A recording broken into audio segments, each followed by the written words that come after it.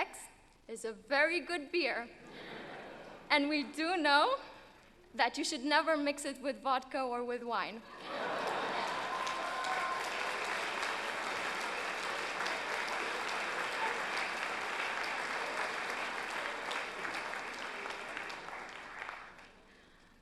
So this was another important thing that Jacobs taught us. It taught us to have fun among all the work pressure and among all the stress.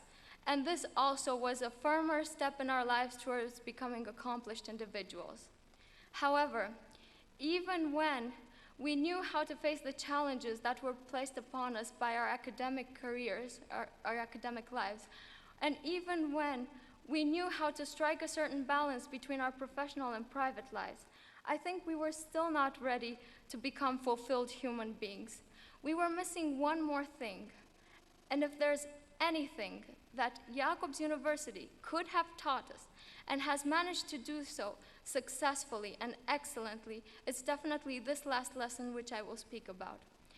It's about community spirit. It's about initiative and about consideration for your peers and all the other funky synonyms for these words. And here, I would not only like to refer to the wonderful activities which are organized by our administration, by our clubs, and by our colleges and the wonderful college officers and college masters. Here, I would like to also speak of a trait which is ingrained in every one of us after 3 years of the bubble. It's a certain mix that Jacobs students have to be considerate for their peers and to have also empathy for them and initiative in helping them without expecting much in return and without requesting anything. It's only in this little bubble that we have that I've seen that you can send a spam in the middle of the night. And yes, I know we do way too many things with our nights instead of sleeping.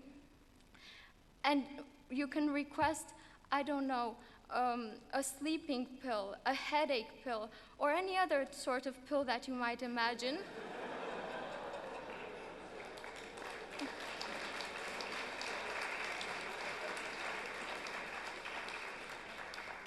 And you can definitely obtain it, and maybe from someone who you've never met in your lives. It's also here where I've seen very pressurized students under extreme stress taking 2 hours of their important time, and God knows 2 hours can be lifesaver in this university sometimes, to help out their peers with some assignments or some homeworks or anything else that they might need assistance with. Therefore, it is this trait which gives me confidence that the class of 2008 will be the future community builders in whichever societal groups they might go into, and will spread the enthusiasm and the great spirit of Jacobs. And this really comforts me and gives me great joy. And I'm also confident that this is the trait which will enable us to step firmly on any ground that is placed beneath us in life, no matter how shaky.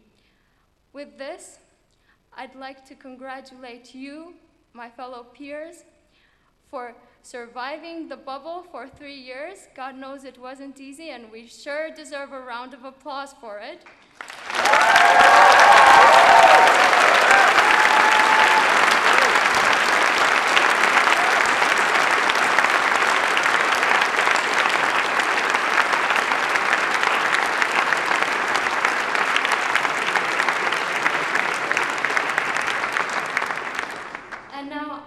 To invite Alexis to hold the speech for the graduates in our university. I thank you very much.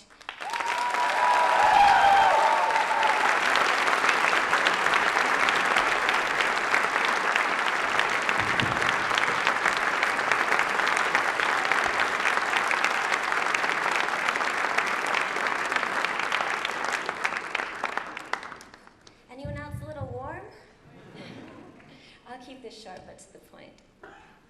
Some of you may have experienced this for many years, and some of you only for today. But when meeting new people at Jacobs, the most commonly asked questions, especially during orientation week, are, where do you come from, what program are you in, and why did you come to Jacobs University? Well, to answer your questions, my name is Alexis Rossi, I come from the United States, and I am in the Intercultural Humanities Master of Arts program. As for why did I come to Jacobs University, well, I usually answered, why not? When no one could come up with a good reason why not, they only further proved my point, which I will expand upon for a moment here. After receiving the acceptance to Jacobs, then called International University Bremen, I somehow immediately knew that I would come here, although convincing my mind of this decision was a bit difficult at first, including convincing my mom of this decision.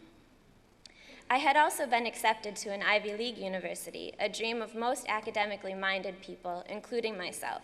However, 1 year of Ivy League education would have cost me $40,000 just in tuition, not to mention books, food, rent, and so forth. Furthermore, my multiple visits to this institution always left me with a sour taste in my mouth and a strange desire to escape as fast as I could. Although I knew that the classroom education I would receive was likely to be stellar, the university's main appeal was its name. And as I contemplated and delayed my decision, I kept asking myself, what is in a name? Should I go to a place with a highly recognizable name or one that I had only recently discovered? The program description for intercultural humanities had intrigued me, even more so once the name was changed from Mapping Modernity to Intercultural Humanities. The location also appealed to my love of traveling and cultural discovery. An English language university in Germany based on the American system, and most importantly, with over 91 different nations represented. What more could I want? And where else in the world could I find such a combination? So like many of you, I packed my life into 2 suitcases and traveled many miles to arrive here, most of the time thinking that I was a bit crazy for doing so. And what did I discover behind this mysterious name of International University Bremen, now proudly Jacobs University Bremen? More than I ever could have imagined. Interesting programs, a strong sense of community, a vibrant campus life, and people from all over the world who only serve to teach me new things every day. Furthermore, I discovered myself. I had to travel all the way here to Germany to realize who I am, and my decision is a life-changing one that I will never regret. And I hope on this day of graduation that you will also agree with me. So what is in a name? Let me answer that question with another. What isn't in a name? We are all part of this university. We are and always will be representatives of Jacobs University to the rest of the world. But even more importantly, Jacobs University is us. Each and every one of us has shaped this name in some way and will continue to do so even once we leave. We, as members of the Jacobs University, are the education of the future. Of course, as the president said, we could not have gotten here today without some help. So I'd like to take a moment to applaud all those whose love and support have brought us to this day, whether they're here physically or only in our hearts.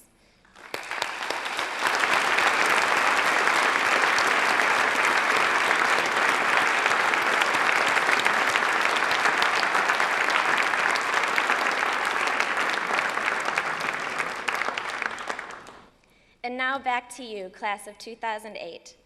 I want you to look around yourselves and your neighbors and recognize this day and appreciate all of your skills, talents, and personalities that have created a special meaning behind the name of Jacobs University.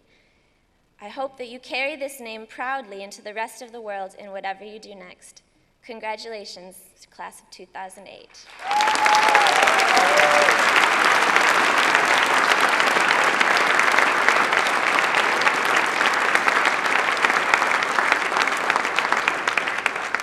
And now it is my pleasure to introduce the musicians Yani Arvid Grebe and Rasmus Vogoru, and dancers Magdalena Golden and Jonas Sux.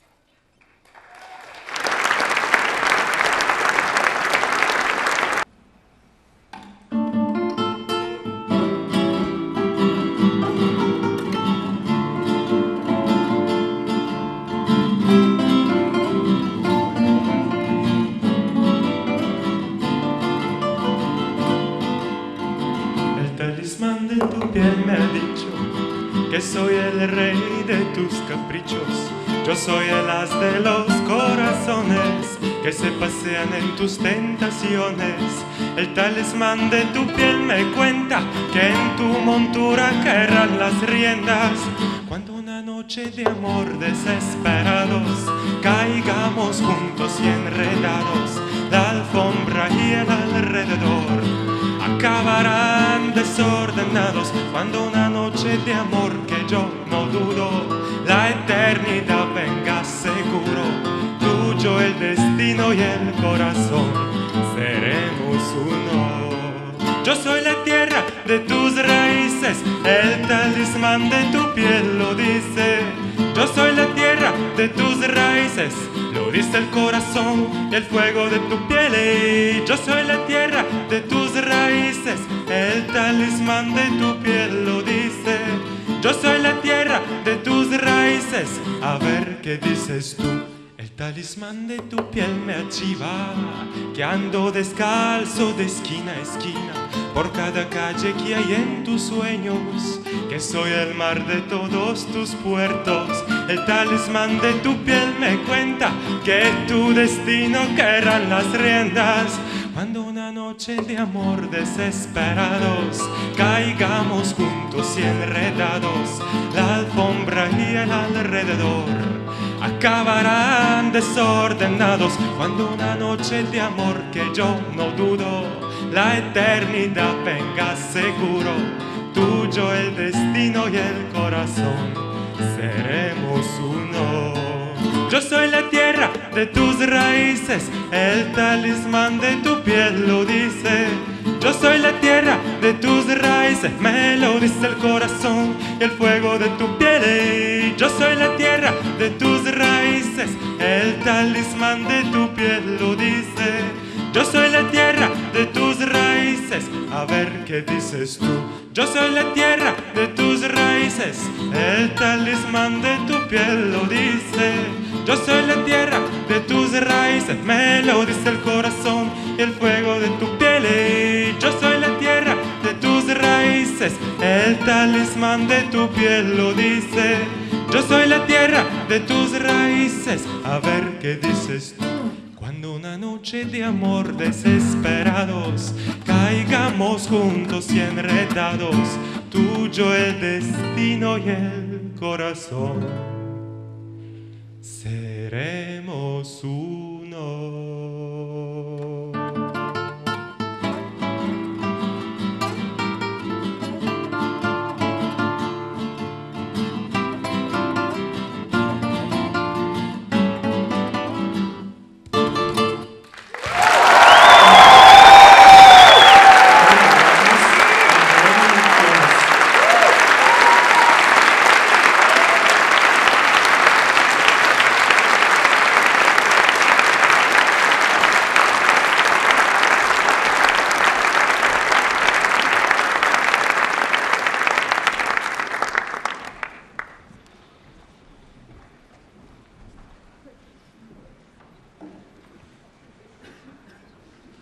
Ladies and gentlemen, now it's my great pleasure and honor to introduce our keynote speaker.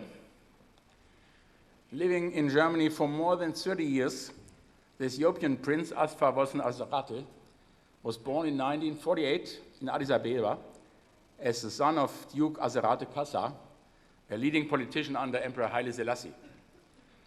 After attending the German school, where he was among the first Ethiopians to receive the German Abitur, he studied law, economics, and history at the universities of Tübingen, Cambridge, and Frankfurt, from where he obtained his doctorate in 1978.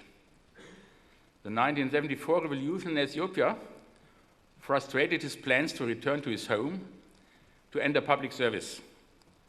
Consequently, Dr. Asarate stayed in Germany, working at first for the public relations department of the Frankfurt Trade Fair Company, until he became head of the public relations department of the Düsseldorf Trade Fair. Since 1983, he has been working as a management consultant for Africa and the Middle East in Frankfurt.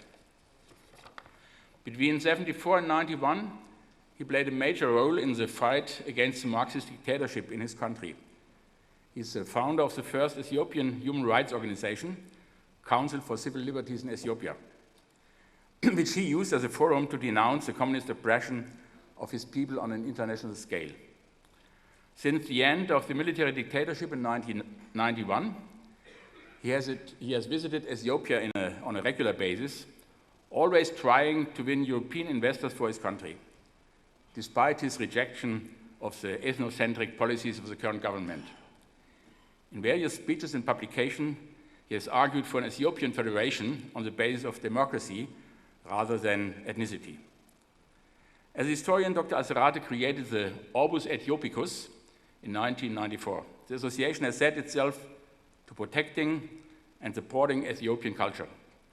The society, which has organized numerous symposia on the culture, history, religion, and arts of Ethiopia, organized its 12th scientific conference last September in Berlin. In 2004, Asfa Wossen Aserate received the Adalbert von Chamisso Award of the Robert Bosch Foundation for his book Manieren, Manners.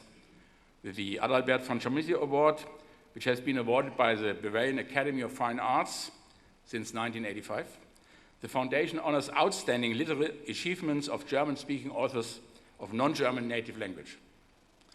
Last year, Dr. Aserate presented his memoirs, which achieved great acclaim by literary critics. And now the floor is yours, Prince Aserate. There are countless other cultural imports which came into the West from other regions, but are now taken as European in origin, such as perfumes or libraries and coffee houses. Objects were adopted in a similar way, as were also ideas and histories or legends. At first, they were treated with suspicion. This was then followed by cautious acceptance. Finally, what had once seemed outlandish was adopted with enthusiasm until its foreign provenance was completely forgotten. Ladies and gentlemen, this digression is intended to show how changeable cultural traditions are and how much they are influenced by foreign practices. In any big European city today, aren't people regarded as backwoodsmen if they are not accustomed to using Chinese chopsticks? And is it possible for us all to feel well without Chinese medicine and acupuncture? Ladies and gentlemen, fundamentally, all civilizations and cultures are mixed or eclectic in form. Historically seen, they developed through exchange and synthesis, through the encounter of different peoples, religions, and philosophies. The various cultures were never pure, encapsulated entities which developed solely out of themselves.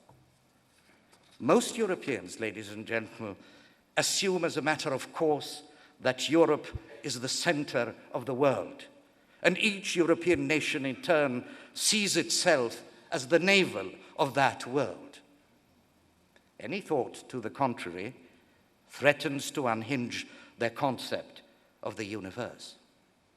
And the history of the last 500 years seems to confirm that. Yes, without Europe, there would have been no Renaissance, no Enlightenment, no French Revolution, indeed, no modern world. Without doubt, Europe has achieved much. In all this, the Renaissance seems to be the greatest achievement of the European genius and forms the groundwork of Europe's cultural identity. The great thinkers of that epoch provided the impetus for radical philosophical changes that have brought us the separation of church and state, human rights, and the basic idea of freedom. Ladies and gentlemen, this assessment, in principle, is correct, but not complete. The origin of the most important values, technologies, and cultural achievements to be found chiefly in Al-Andalus, the Muslim-dominated region of the Iberian Peninsula, or in the Arab-influenced kingdom of Sicily, as well as in the trading centers of the Italian city-states, with Venice as their cosmopolitan center. There, under Islamic and Christian patronage, the arts, the sciences of mathematics, philosophy, medicine, poetry, and logic all flourished. A vibrant school of philosophical argumentation arose, which included scholars of Granada, Baghdad, Palermo, Damascus, Bologna, Paris, Venice, and Cairo. What is European appears to be universal. The rest of the world is relegated as regional.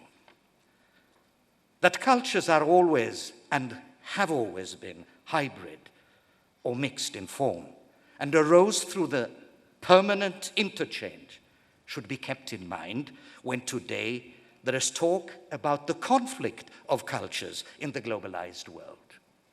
Clash of civilizations is a popular phrase, largely due to the book of the same name by the US politician Samuel Huntington. After the awful terror attacks of the 9/11 in New York, Huntington was quickly elevated to the role of a prophet of his time, and his theses are well suited to justify the so-called war on terror. In short, says Huntington, mankind is divided into different cultural, political blocs, which he defines as culture circles. He emphasizes the deep divisions and fault lines between these cultures and circles and assumes that we human beings are compelled to live in a state of conflict with one another because of the profoundly different values of the different cultures. The difference to the other, to the alien culture, he maintains, is irreconcilable and unabridgeable, and he ignores the common roots of those cultures. Whoever subscribes to this view shuts his eyes to the common global history of mankind.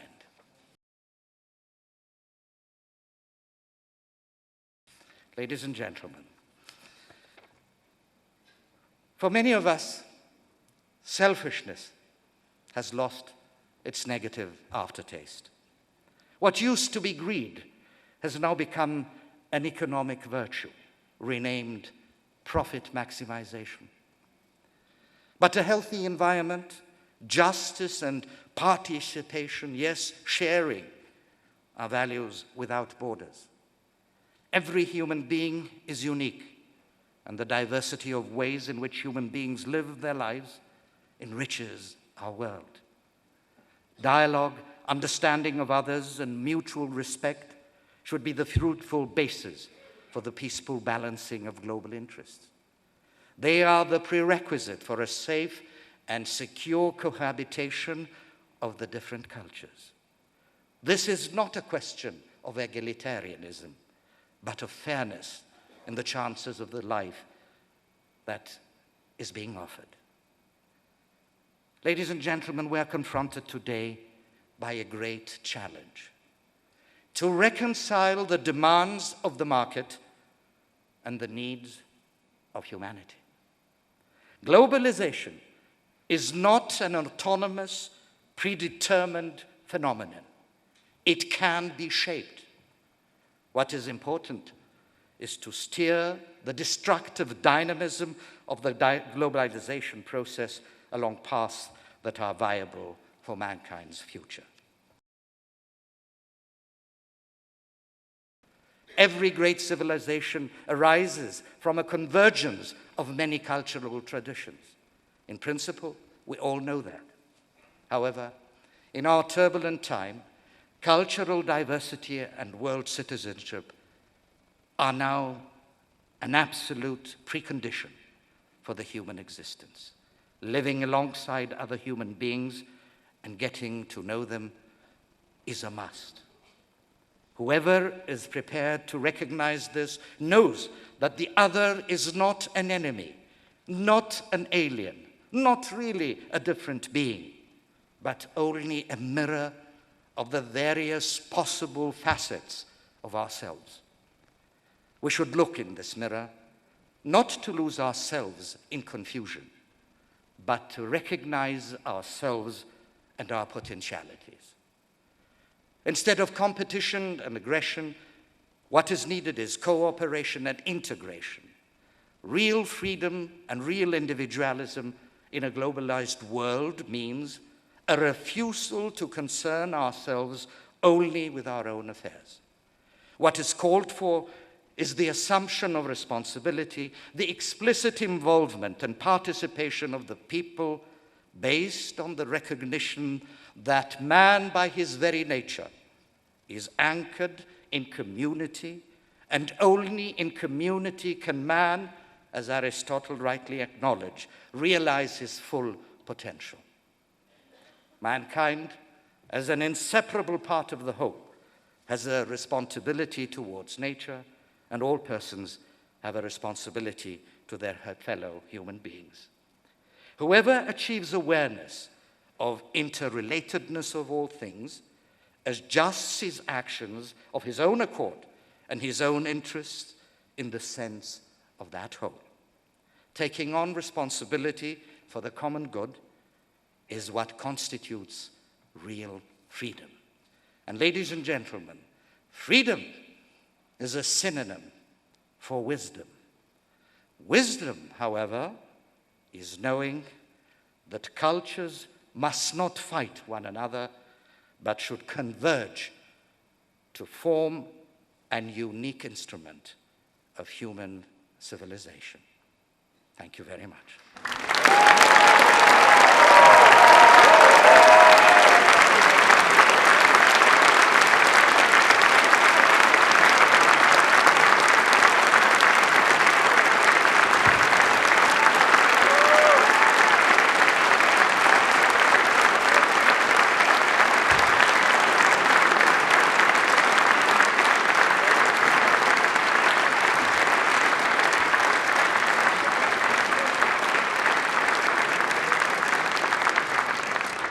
Thank you very much, Prince Asafaratu.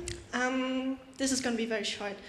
I just want to ask you for a favor. This next piece is not going to be entertaining or anything big. It's just meant to recall all the moments, ideas, and thoughts that all you guys have gathered, and you as well, over the last 3 years, or for the Masters, over the last 2 years, and help you remember all the events and all the people that have shaped you and that have helped you become the persons you are today. Thanks.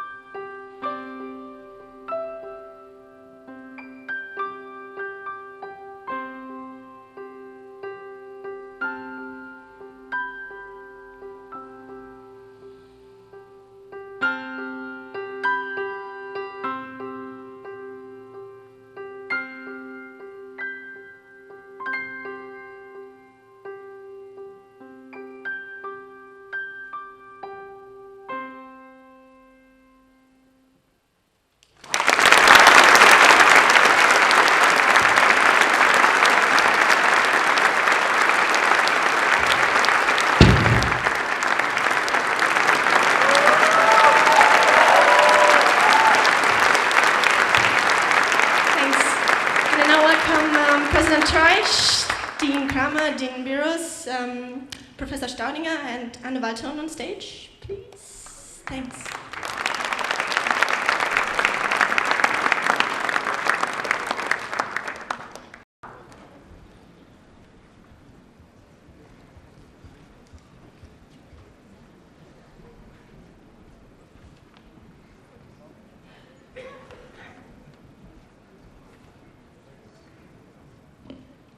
Ladies and gentlemen, let me first address please those who are proud owners of a photographic apparatus.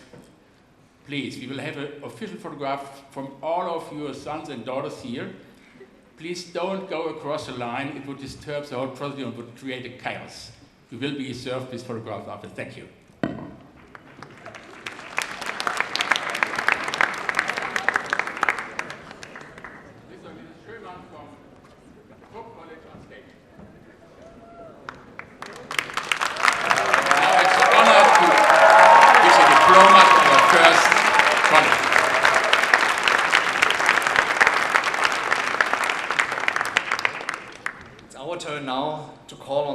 The graduating students of Alfred Krupp College of class 2008.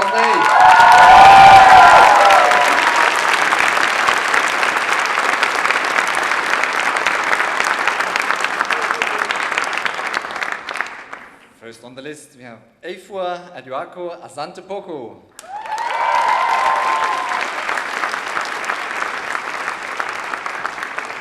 Ermias Gebre Asrad, Bachelor of Science as well.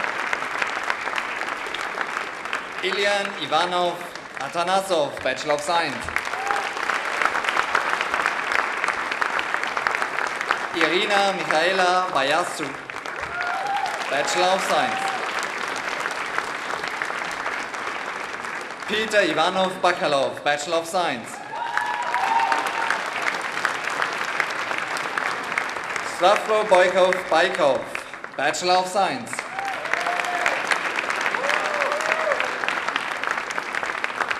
Niels Christian Bormann, Bachelor of Arts.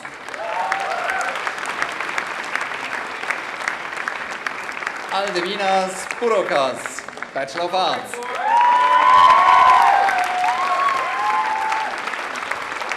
Georgel Jonus Colin, Bachelor of Science. Horia Andrei Georgina, Bachelor of Arts. Mihai Kretsu, Bachelor of Science. Anap Devan, Bachelor of Arts.